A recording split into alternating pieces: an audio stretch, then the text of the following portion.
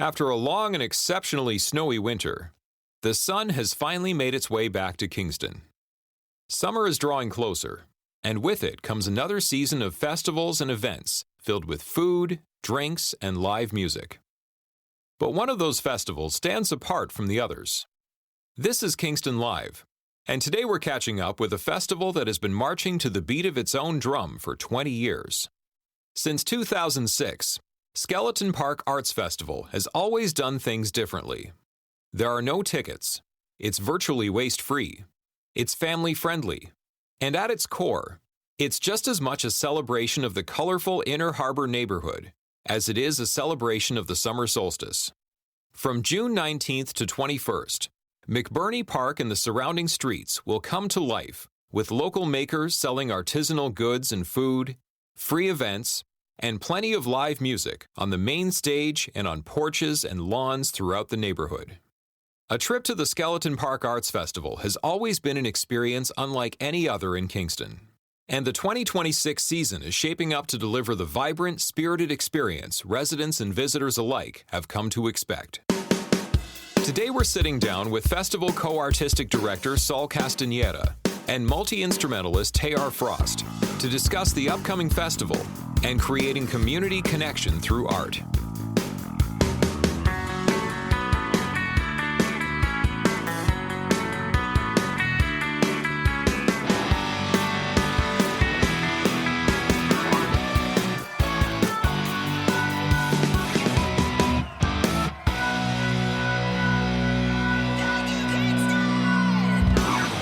Saul Castañeda and Teilhard Frost.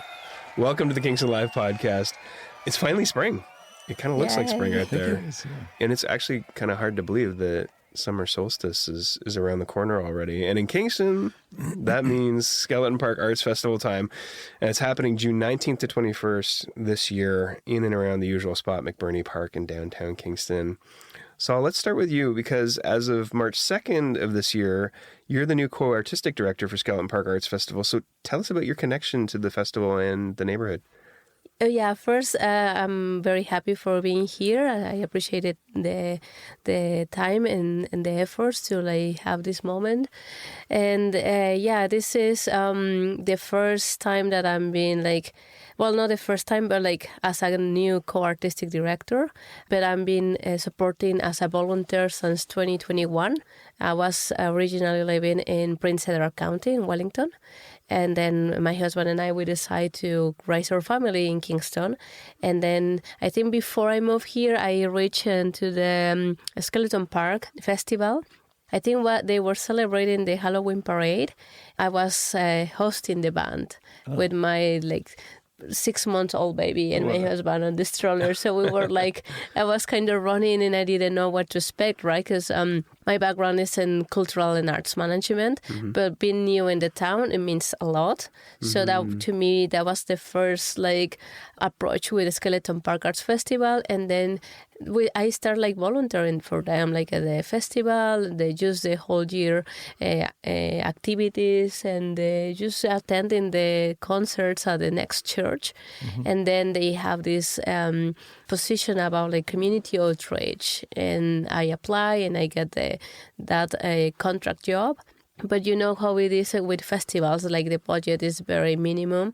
So that was unfortunately that we didn't have more that contract, but I decided to stick and I said, I really love what the festival is doing. I can volunteer my skills and keep supporting this festival, and that's now I am the co-artistic director. We're still in such a transition, but we are figuring out things with the festival, and everybody is so nice and welcoming. So that's the main reason that I decided to keep going as a volunteer, right? The purpose, offering free concerts in downtown is very important, especially because sometimes you need to go to another city in order to have that quality performance. And it's something I want to do and more often in town. Yeah. Especially for families and community-oriented festivals, it is very important to keep alive this. Agreed for sure. And Teilhard, you're no stranger to Skeleton Park Arts Festival. No. You've been involved in some capacity for like 20 years, both behind the curtain and on the stage as well. Yeah. And how would you describe Skeleton Park Arts Festival? And maybe its significance or its importance to Kingston, to those who may be less familiar. I think Saul just gave her take, and I'm wondering what your take might be. I was just thinking while you said families and an opportunity for people to experience and access the arts. Skeleton Park Arts Community really provides that. I was just thinking when you just mentioned family, it's a big part of who they are and how they approach things, their point of view, I guess. It almost feels like it's less of a festival, more of a family, really. Yeah, it's so there is a family behind Skeleton Park Arts Festival. That's the sort of the quiet mandate, is to make sure that families can go together to things. And it's not like, oh, well, I have this little kid and I can't go to the concert because it starts at 9:00 at night or something, or like it's, you can't take them in because there's booze or regulations or whatever.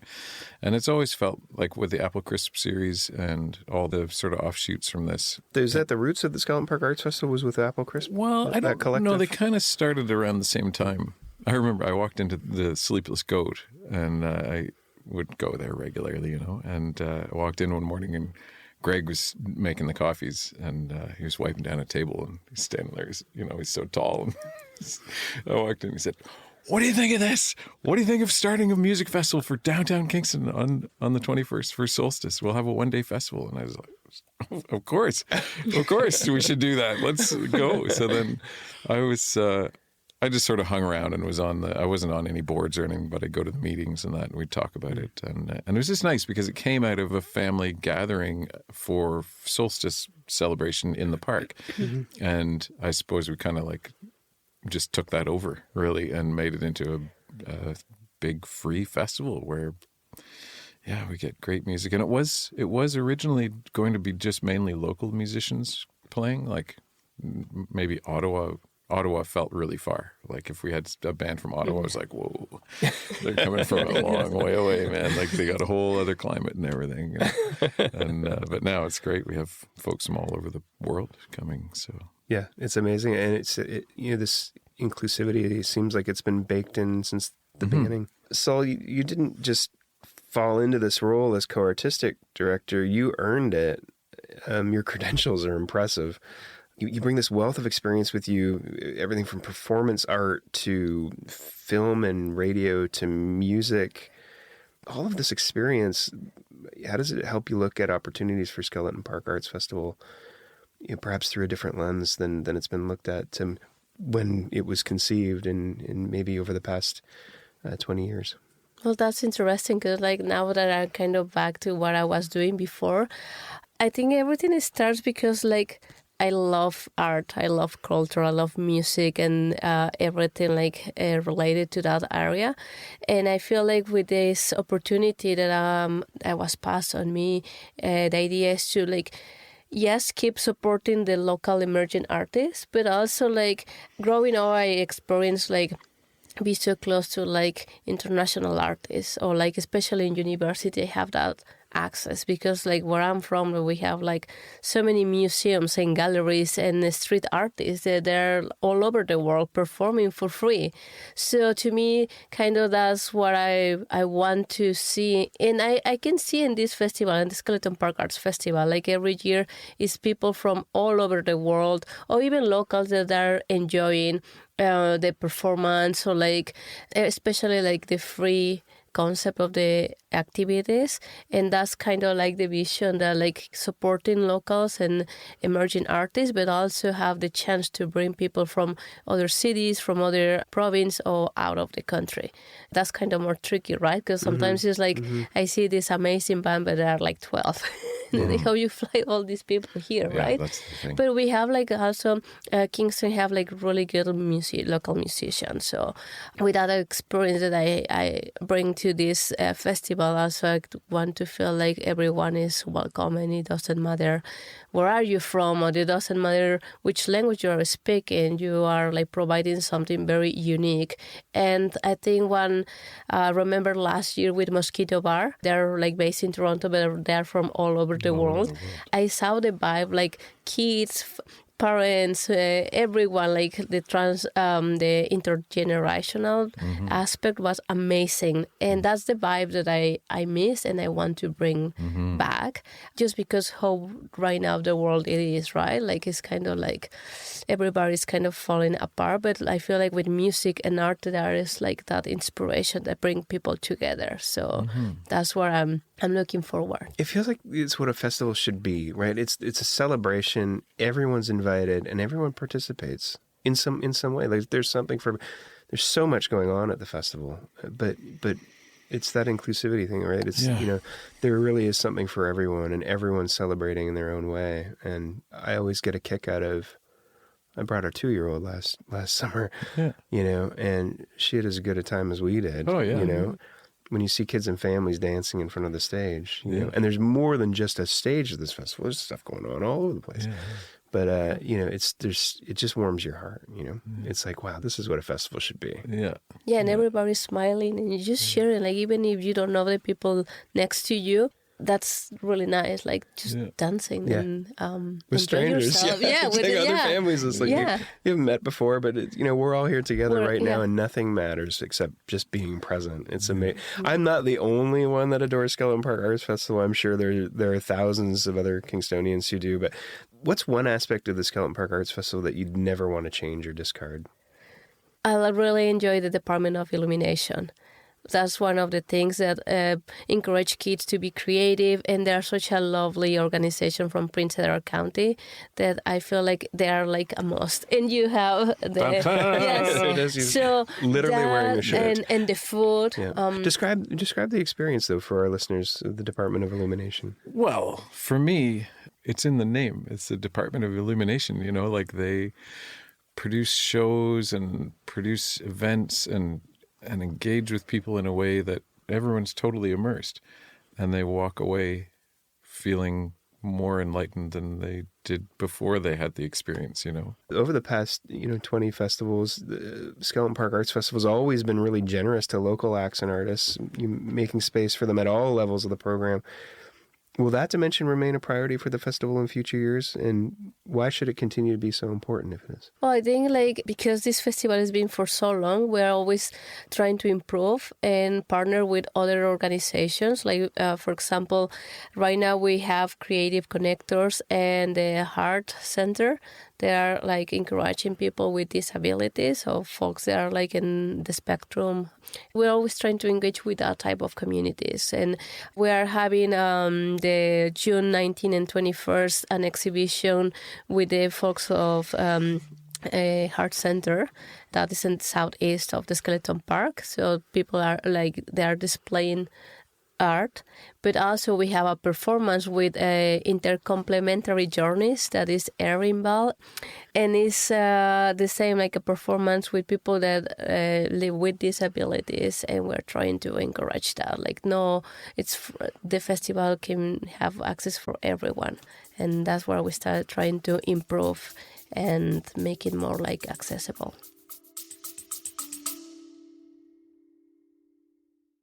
Everyone loves listening to music, but not everyone hears the countless hours of practice behind it. And practice requires space. Not just physical space, but mental space. When you can get away from the distractions and interruptions and really focus, that's when music really comes together. We call it the Roswell effect. Book your rehearsal space at roswellrehearsals.ca. It's amazing because it's a festival by the community for the community and involves everyone in the community. And I'm talking about the broader Kingston community, not just the community around McBurney Park there. Being a local artist, Teilhard, how important has Skeleton Park Arts Festival been to you? You've performed a ton around the greater Kingston area. Yeah. But even just maybe as someone who values and appreciates the arts. Yeah, the first year we had it, I was in 7 bands, I think, and I wore different disguises for each one as a joke. It was great. For me, it has been really, it's been really just nice to have such a supportive community. And Greg, to have Greg as a friend and a supporter. I've emceed the festival. I played the festival. And these days I do the square dance on the Saturday, usually on the Saturdays. Can you talk about the square dance? The square dance? This is a kind of a central event that happens every year. Yeah.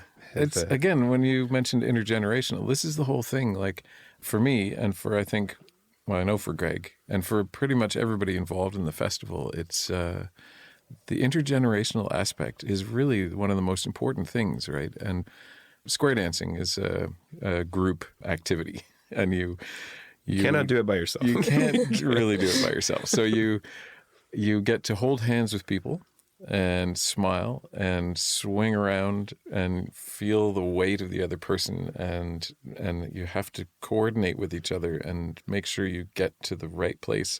And like if you're the person sort of leading this part of the dance, and you make sure you put the other person where they need to be in a nice way that's not just like fling them across the room.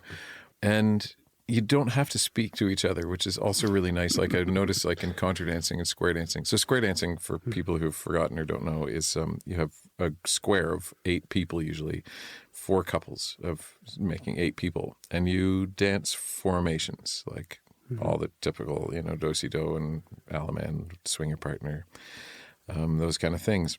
Everybody's involved, and you can be all age groups. Any age you can do it together. When you see that, especially teenagers dancing with people with the white and gray hair, that to me that's success. Like when that's happening, people are smiling and it's so crazy because you don't often know what's going to happen next. Like there's a caller, and the caller will say to tell you what to do. They'll prompt you, and sometimes you'll do a walkthrough and you learn the steps and so to know what to expect. But like even having walked through it 1 or 2 times, when the music starts and it takes off at 100 miles an hour. What's your role as leader in all of Sometimes I call, but in this I play the fiddle, and right. I sort of tell the band what tunes are going to play, and we take off at 100 miles an hour, and all of a sudden everybody has to listen to the caller and do what the caller says. And so the chaos can really happen really easily, and people smashing into each other and having a great time. And as long as everybody keeps laughing and smiling, which is usually the case, everything works out great. And by the time you're finished, the muscles in the back of your head ache from smiling so much. It's great. I like it because it's almost like orchestrated moshing with rules. Yeah, right. Yeah, basically, totally. Jumping around with strangers, but I would say it's highly participatory and probably one of the most highly anticipated parts of the festival. Oh, great! I think. Yeah. Oh, that's great to hear. Yeah, and I've been organizing dances in and around Kingston for 25 years, and that's the thing, like bringing people together and have. Oh, I was doing one at we use church halls often, and we had one over by Queen's about probably 20 years ago now. And there were 3 or 4 other really cool things happening, concerts and events happening. But all these people showed up at the dance. And in the middle of the dance, I said, look, you guys know there are other things going on, right? I mean, like there are other events happening that are super cool. Like it's not, this isn't, and everybody said, no, but this is a place where we, not only is it fun and we're doing it together, where we're actually touching each other and going, hey, hi, wow, you're here together, and I'm counting on you to swing me and put me, and it was so engaging as a community event. It's one thing to watch a concert and you can get up and boogie or whatever, but often people, especially in Canada, we tend to not dance as much as we ought to. We need to make it mandatory. Yeah, mandatory dance. Just some kind of movement. Yeah. Not everyone can dance, but No, exactly. Even if you're just like really bopping in your seat. Do the square dance, or at least be present and witness, because it is. And you don't need to know anything. Don't know. That's the thing. You don't need to know how to do it. You guys are it. leading everything, right? So you will be directed. Yes, exactly. And you don't even people. We have people in wheelchairs. Like you can pretty much everybody can participate. Because I used to say if you can walk, but like you don't even need to walk. Like if you can get from A to B, then you're good. What's another aspect that you love about Skeleton Park Arts Festival that maybe most others might not know about or appreciate as much as you do? nothing against other festivals, but I have noticed, especially in Canada, there are quite a few where you kind of get there and like, oh, you're lucky to be here kind of feeling. And you don't get that with Skeleton Park. Like Greg just welcomes you with open arms and is so happy that you're there. And and then we, and wandering around the park and seeing all the people, like kids and grannies and gramps and everybody all together, just togetherness. There's like togetherness and a welcoming that you can. It's so interesting because I'm not from Kingston originally either, and so but one of my first experiences in Kingston was Skeleton Park Arts Festival, and I just kind of felt like what a warm embrace that was. Yeah, cool. It just there's something magical about this town because this exists. And it's all done on top of the Skeleton Park. Like, it's called Skeleton Park for a reason.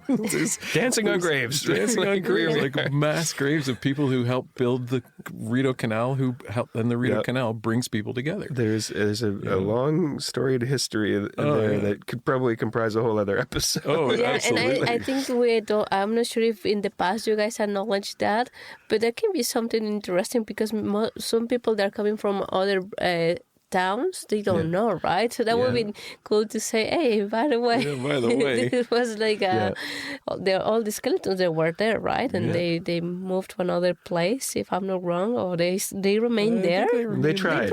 They tried, and then they just kind of so gave that's up. kind of like creepy, and especially in the night. But it's also like, wow. The legend and lore around the together. festival site alone is a draw as well. Yeah. It's so and cool. I think also because I think the majority of the people that were incarcerated there were Irish background, and they would like there's Irish tunes, Dance Upon Your Grave, and like tunes like that where like it's kind of like, well, this is why we live, so we can dance and celebrate each other being alive, and for what from the people that went before, what they gave to make it possible for us to be able to do this. Yeah, that's very important as well. Yeah.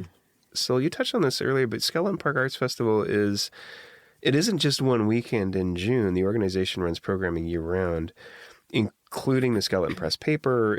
What's your involvement in all of for that starting? That was that was such a good idea. I mean, we didn't have anything like that for quite a long time, and then all of a sudden, boop. And it's very well done. And involves like also, it's pro. It's like that was when I opened the first issue. I was like, wow, this is actually really good. There's many tentacles. Is that the right word to the Skeleton Park family community festival? But they do happen throughout the year. What's your role in all the other parts? Well, this overview everything. Like for the Skeleton Press, I'm not directly involved. Like a few years ago, I wrote an article, and I was trying to attend the meetings, but I was a little bit busy. But I'm always like making sure that you receive one copy in your front door. So that's my job. To make sure the Canada Post deliver all the newspaper. And probably now, like stepping in this new role, I'm probably need to be more involved on that. Not that I don't want. It's just like who is taking care of the Skeleton Press is doing such a great job that I feel that they are orchestrating very amazing. So it's just kind of like maybe make sure that more people are getting involved or receive the Skeleton Press. And I share with one organization, Balancing Act, and they were like, can you please tell me who is doing the design and the layout, because it's amazing. So that is something that is also bringing community, giving voice to like even local all the kids. They have like this kids issue that was amazing, like kids taking over the Skeleton Press. So every issue is something different, and that also encourage people that don't necessarily are journalists. They want to share a history or a piece of something. They're more than welcome. So, are there other opportunities the Skeleton Park Arts Festival creates throughout the year for the community to engage in things like live music or artist exhibitions and things like that? We're trying to encourage more like the whole year concerts, especially we do a few at the next church, but sometimes with budgeting it's kind of hard with the budget, but we're trying, for example, to maintain alive the exhibitions at the Elm Cafe. That is also we have this amazing emerging artists or others that are like well known, like photographers, well known, in Kingston area. They probably they're having exhibitions in different places. But it's what we're trying to keep alive. And we're very grateful for the Elm Cafe that they are supporting and they're providing that space, because it changed the whole environment. When you're not just drinking your coffee, you are seeing like a photography or a painting or something hanging on the walls that keep it more like accessible. And I mentioned this because it's not, in my opinion, is not many galleries in Kingston. So I'm glad that these spaces are supporting artists. One of the aspects of Skeleton Park Arts Festival, it seems like the festival itself and all the programming throughout the year is always free. Is that right? Do I get Yes, that right? it's always free. And I also want to mention that we have the very popular like Halloween parade. Yes. And now we're doing like in September a free screening family movie. So last year was very, the people received very amazing. So hoping like we do this year again. But yeah, like we're trying to do everything for free because like the cost right now to attend one performance, imagine that you have a family of 6. It is a lot, right? Yeah. So That theme of access and inclusion continues exactly. So we keep fighting for have more grants, to have more support. Sometimes it's difficult, but I feel like we have a really nice purpose that is offering these free activities for everyone. Sometimes the concerts are pay what you can, to also give provide the fee for an artist, because some of them they are very nice and they are probably decreasing the fees for us, but not all the time. And we also want to be respectful of the practice and why they need to like get paid. But yeah, like right now it's kind of hard to keep offering free activities, but we want to keep doing that. Well, that's great. We all certainly appreciate being able to attend those, without having to worry about how much money you have in your pocket these days, because these days there's less and less, it seems. So Exactly. keeping So arts accessible is really important. in the same, we have like some food vendors and the artisan market created for fat goods. So there's also the prices that are not like crazy expensive. And to me, it's important because like kids are growing there, right? So they're noticing, okay, this is accessible. This is amazing what the festival is doing. And I just want to bring this artist that is one of the main acts on the June 21st, Spiner.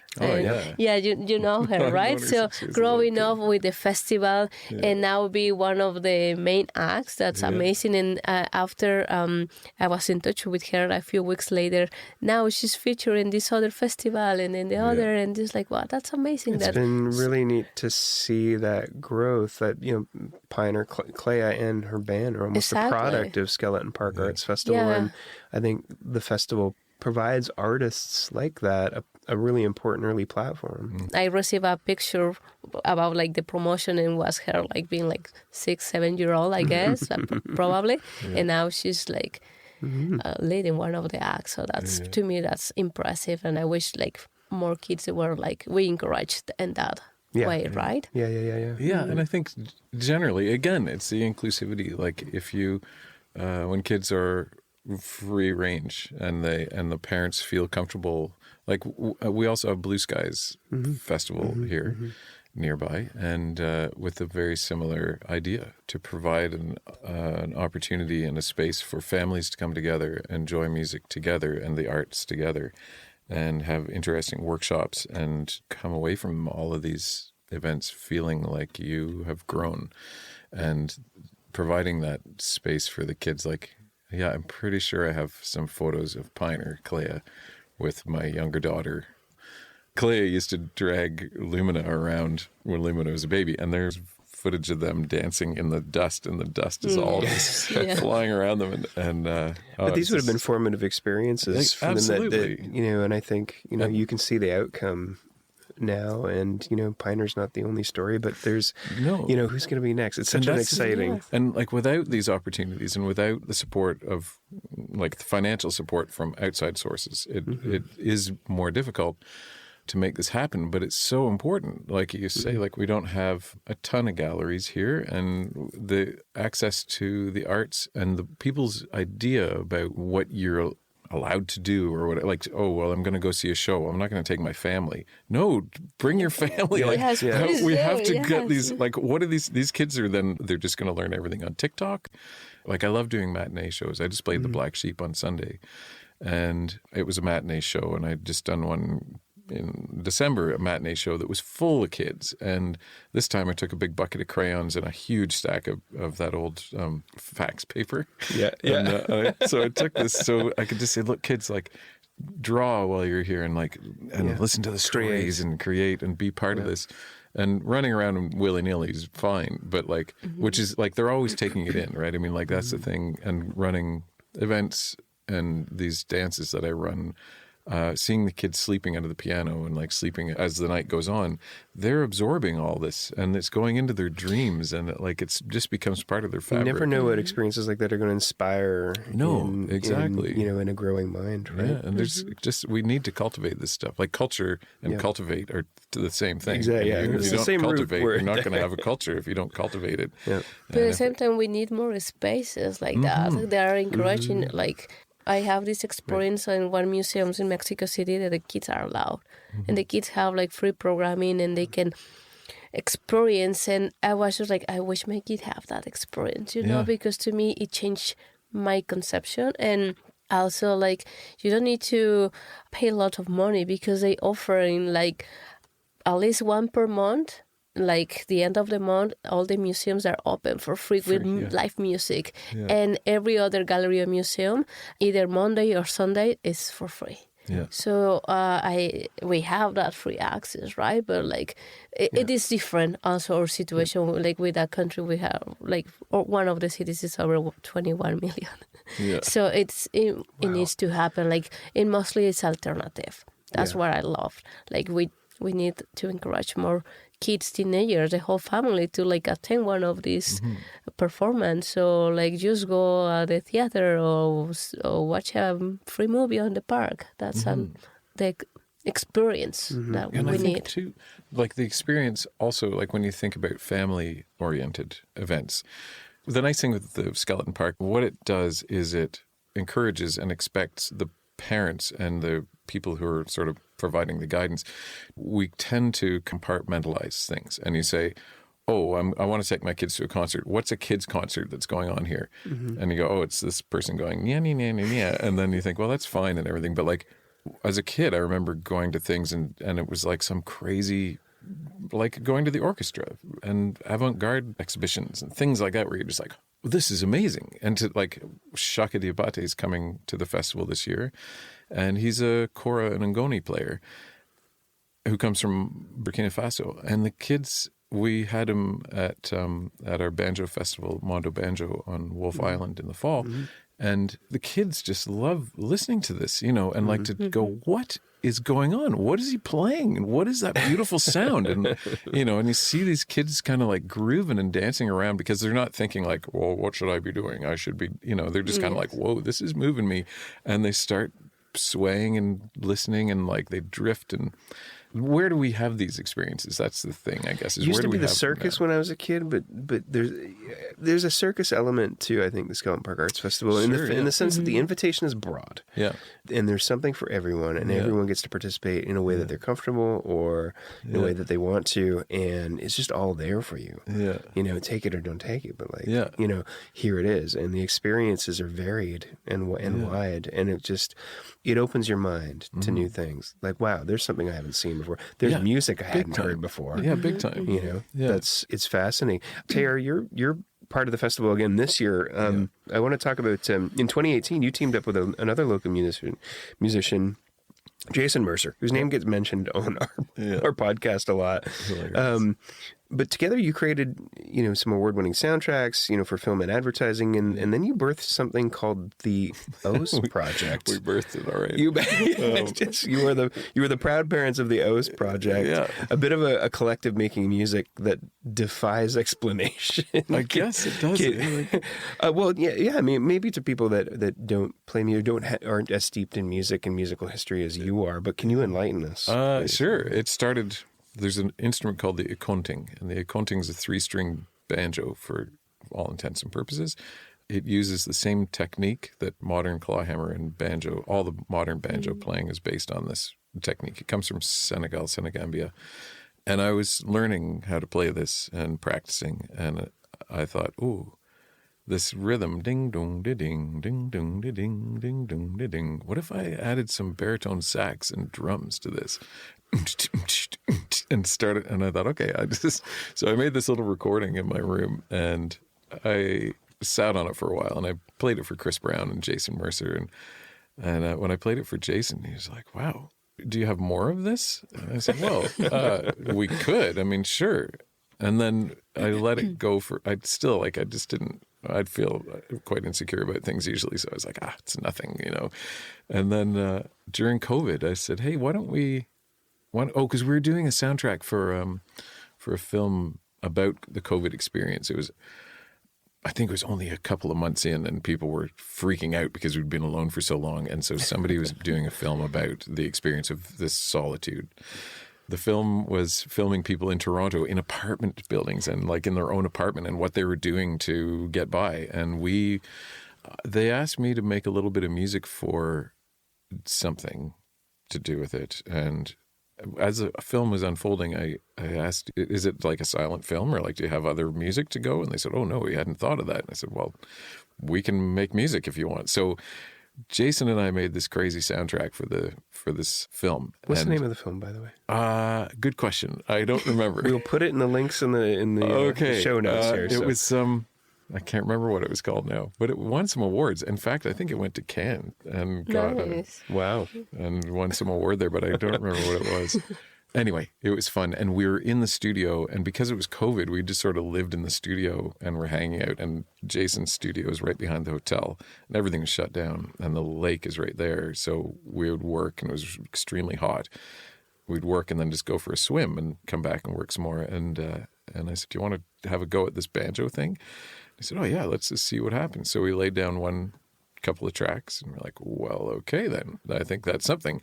And the whole point was to take like the African banjo riffs and early era banjo tunes from the United States and just make them what we want. We wanted to make music for people to dance around in the kitchen while they're isolated at home and actually feel that there is hope and good things to come.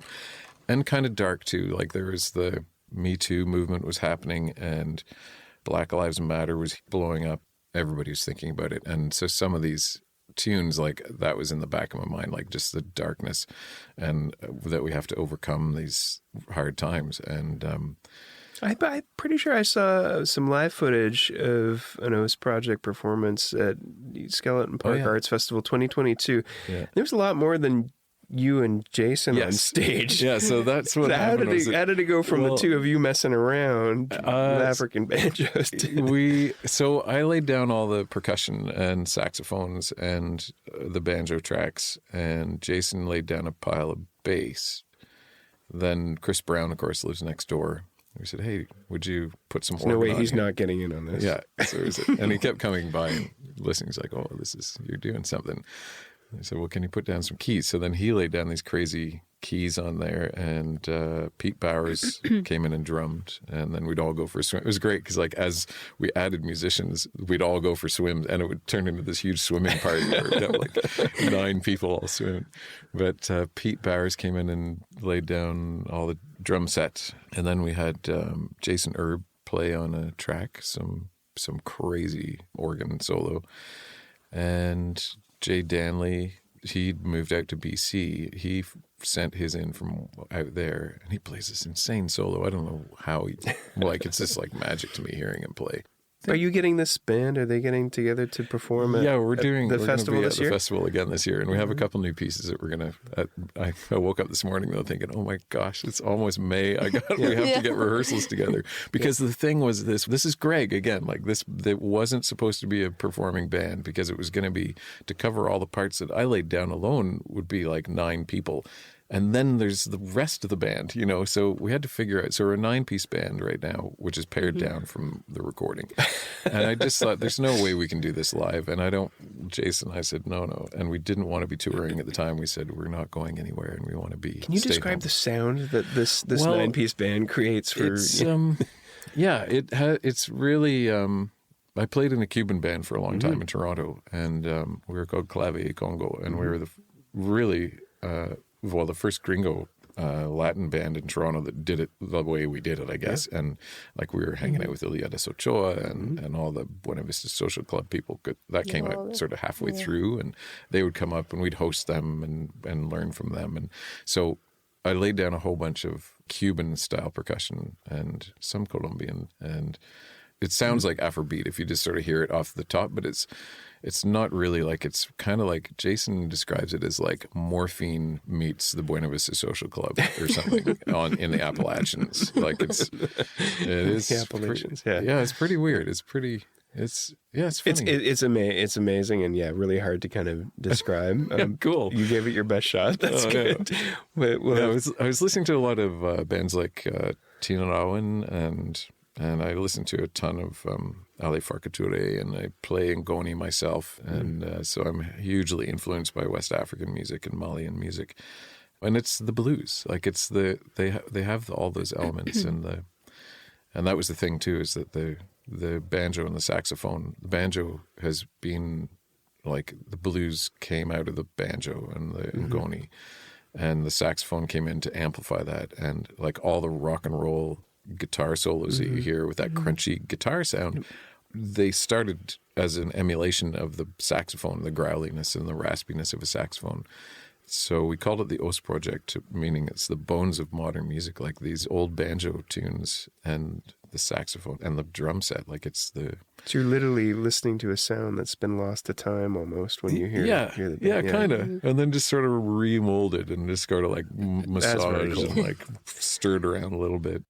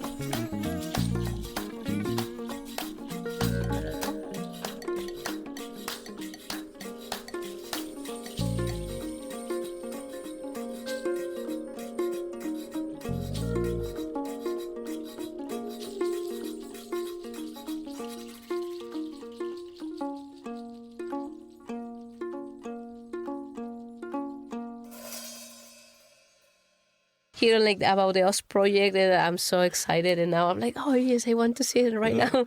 They are performing the June 21st at 3 p.m. on the main stage. Yep, And before that is Shaka Diabate at 2:30. Yep.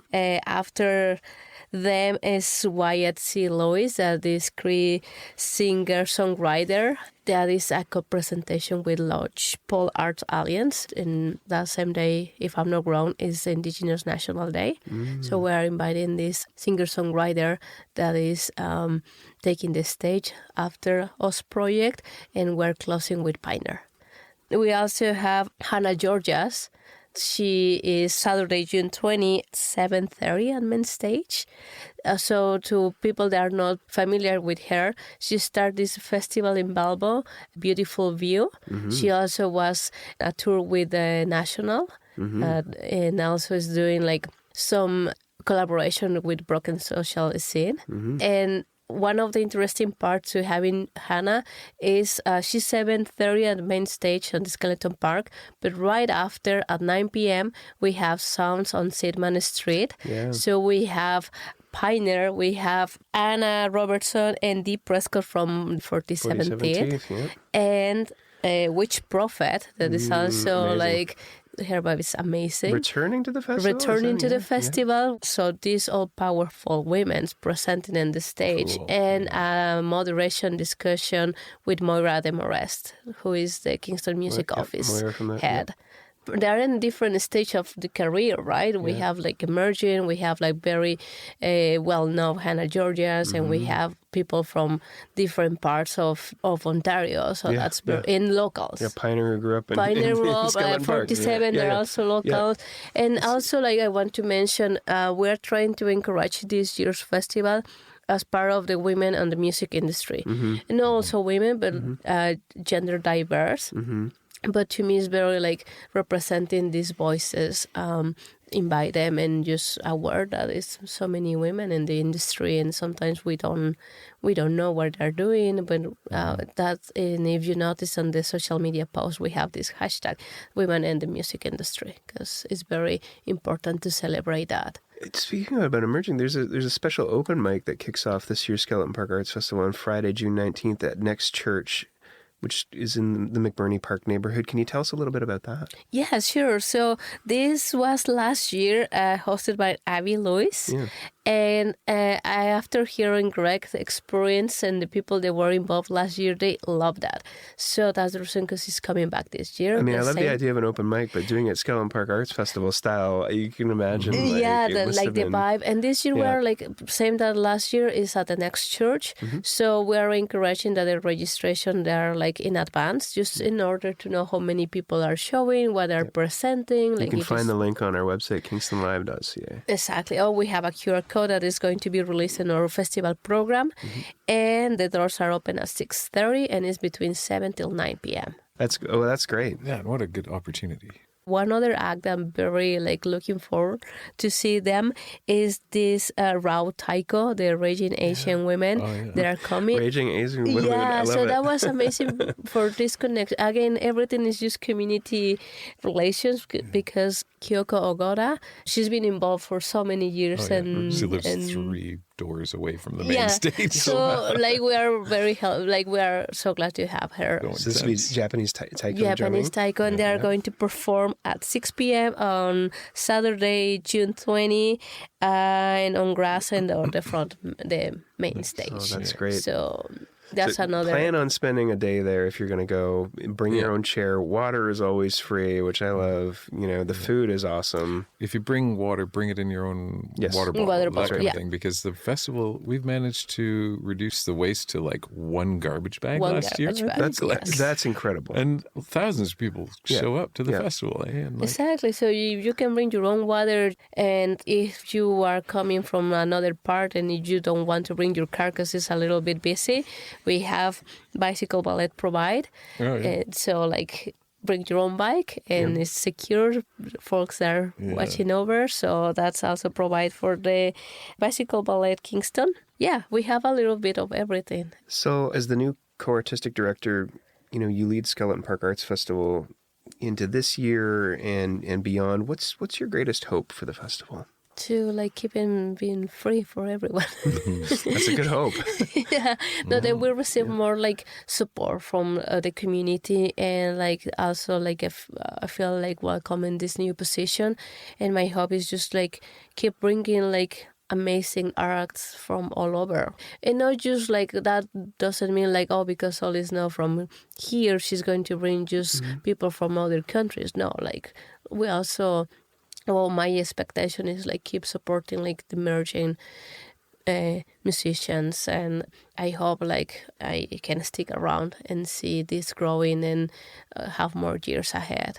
And what's the best way for listeners to find out more about Skeleton Park Arts Festival and everything that the group does throughout the year? Folks can follow us on skeletonparkartsfest.ca or like social media. We have Facebook and Instagram, the same as Skeleton Park Arts Fest, and send an email to media skeletonpark@gmail.com if you guys need to know more details, but everything is in our social media. And Teilhard, besides kingstonlive.ca, where can listeners find and follow you online? Well, I have a website, tfrostmusic.com, and I'm on Bandcamp. I'm on all the platforms, but Bandcamp is really my favorite, and people can go and listen to most of the things that I get up to are posted on there. And I have the Facebook and Instagram stuff. I haven't tried the TikTok thing yet, but I think of it often enough. I do enough weird little things that might actually catch on. But I feel you'd work on TikTok. Yeah. Okay. This is great. Do not miss a moment of Skeleton Park Arts Festival, June 19th to 21st here in Kingston. Thank you so much to the both of you for coming and sharing your experiences, sharing vision for Festival of the Future. And yeah, what a great conversation this has been. We're really looking forward to it. I'm sure a lot of people are. Yeah, thank you so much. Thank you. This has been Kingston Live. If you've enjoyed this podcast, please share it, tell a friend, or subscribe on your platform of choice. For show listings, artist info, and all things Kingston music, check out kingstonlive.ca. Kingston Live was produced in Kingston by Soundwise. Hosted by Rob Howard. Voiceovers and technical production by John Sanfilippo. Writing and research by Peter Sanfilippo. Executive producer Rob Howard. We'd love to hear from you. Email us at podcast@kingstonlive.ca.